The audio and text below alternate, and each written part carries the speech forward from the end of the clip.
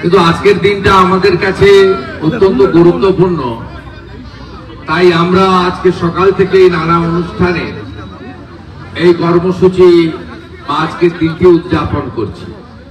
Doctor Shyamaprasad মুখার্জির একটি মূর্তি প্রতিষ্ঠার মধ্য দিয়ে আমরা আমাদের এই পার্টি অফিসের যে অসম্পূর্ণতা ছিল কার্যত আজকে আমরা সেটা সম্পূর্ণ করলাম।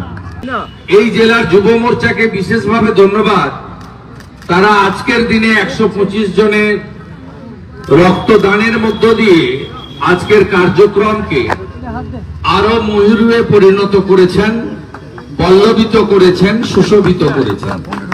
1947-এর 20 জুন সেদিন ডক্টর শ্যামাপ্রসাদ মুখার্জি এই বঙ্গ সৃষ্টি করেছিলেন, ভাগ করে দিয়েছিলেন বাংলাদেশকে, এবং আমরা ভারতে আছি, ভারতে ছিলাম।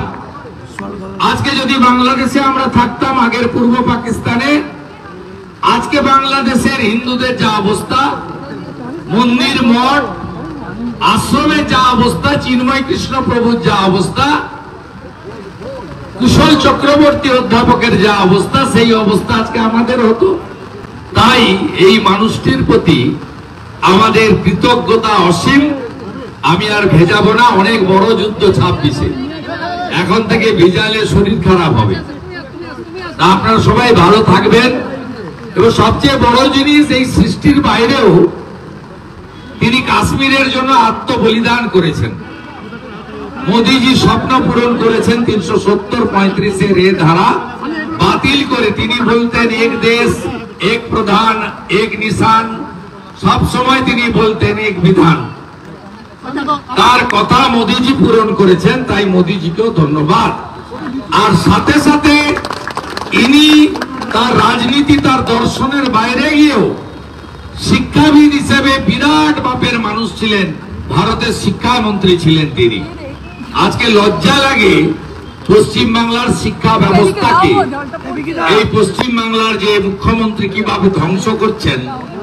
এই গত 6 মাসে 8200 স্কুল পশ্চিম বাংলায় বন্ধ করলো এই সরকার, এবং কোন বাড়ির ছেলে মেয়েকে আপনারা সরকারি স্কুলে আর পাঠাচ্ছেন না।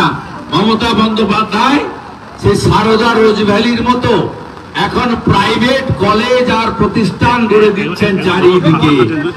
টাকা দাও, স্কুলে ভর্তি হও, আর সরকারি স্কুলে তালা লাগাও।